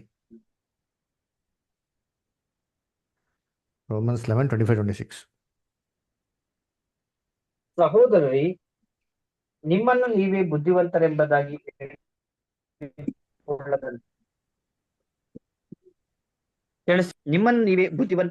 ಎಣಿಸಿಕೊಳ್ಳದಂತೆ ಇರಬೇಕೆಂದು ಅಪೇಕ್ಷಿಸುತ್ತೇನೆ. ಅದೇನೆಂದರೆ, ಇಸ್ರಾಯೇಲರಲ್ಲಿ ಒಂದು ಪಾಲು ಜನರಿಗೆ ಉಂಟಾದ ಮೊಂಡತನವು ಯಾವಾಗಲೂ ಇರದೆ, ಸಮುದಾಯವು ದೇವರ ರಾಜ್ಯದಲ್ಲಿ ಸೇರುವ ತನಕ ಮಾತ್ರ ಇರುವುದು. ಆಮೇಲೆ ಇಸ್ರಾಯೇಲ್ ಜನವೆಲ್ಲ ರಕ್ಷಣೆ ಹೊಂದುವುದು.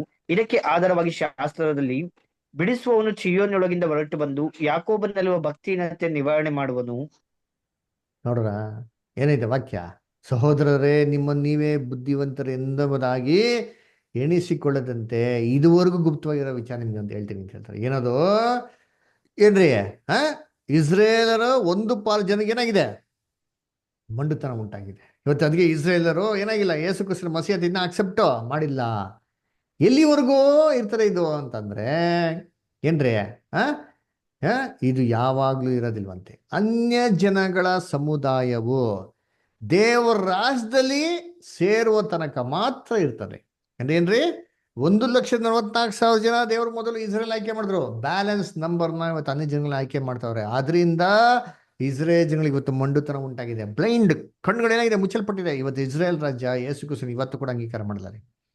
ಇದು ಹಂಗೆ ಇರ್ತಾರಂತೆ. ಎಲ್ಲಿವರೆಗೂ ಅಂತಂದ್ರೆ 1,44,000 ಅನ್ಯ ಜನಾಂಗದವರಿಂದ ಲೋಕದ ಎಲ್ಲಾ ಕಡೆಯಿಂದ ಆಯ್ಕೆ ಮಾಡೋ ತನಕ, ಬ್ಯಾಲೆನ್ಸ್ ನಂಬರ್ ಕಂಪ್ಲೀಟ್ ಆಗೋ ತನಕ ಇರ್ತಂತೆ. ಒಂದ್ಸತಿ 1,44,000 ಕಂಪ್ಲೀಟ್ ಆಗ್ಬಿಟ್ರೆ ಏನಾಗ್ತಾರೆ ಅಂತಂದ್ರೆ ವಾಕ್ಯನ ಹೇಳ್ತಾರೆ, ಆಮೇಲೆ ಇಸ್ರೇಲ್ ಜನರೆಲ್ಲರೂ ರಕ್ಷಣೆ ಹೊಂದುವರು. ಇವತ್ತು ಇಸ್ರೇಲ್ಗೆ ರಕ್ಷಣೆ ಬಂದಿಲ್ಲ ಅಂದ್ರೆ ಏನಪ್ಪ ಪ್ರೂಫ್ ಅಂತಂದ್ರೆ, ನಮಗಿನ್ನ ವೇಕೆನ್ಸಿ ಏನಾಗಿದೆ ಇದೆ. ಕರ್ತನಲ್ಲಿ ಪ್ರೀತಿ ಅನ್ನೋ ಚೆನ್ನಾಗಿ ತಿಳ್ಕೊಳ್ಳಿ. ಇವತ್ತು ಇಸ್ರೇಲ್ ರಾಜ್ಯ ರಕ್ಷಣೆ ಹೊಂದಿರೋದಕ್ಕೆ ಕಾರಣ ಏನಪ್ಪ ಅಂದ್ರೆ, ನಮಗೆಲ್ಲ ಇನ್ನೂ ಅವಕಾಶ ಇದೆ. ಒಂದ್ಸತಿ ಸಭೆ ಕಂಪ್ಲೀಟ್ ಆಗ್ಬಿಡ್ತು ಅಂದ್ರೆ ದೇವ ರಾಜ್ಯ ಇಸ್ರೇಲಲ್ಲಿ ಬರ್ತಾರೆ. ಇಸ್ರೇಲ್ ಜನಗಳೆಲ್ಲ ಕಣ್ಗಳು ತೆರಿತಾರೆ, ಮಸಿಯಾನ ಅಕ್ಸೆಪ್ಟ್ ಮಾಡ್ತಾರೆ.